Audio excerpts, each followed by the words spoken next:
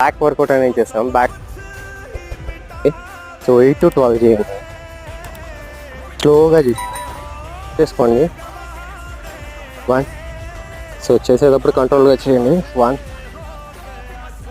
4 1. So dead lift చేసేటప్పుడు ఎప్పుడైనా సరే మనం 1 2.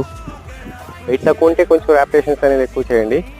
వెయిట్స్ ఎక్కువ ఉంటే 8 to 12 అనేది మాత్రమే చేయండి. ఈగో లిఫ్ట్స్కి పోవద్దు. ఈగో లిఫ్ట్స్కి పోవద్దు.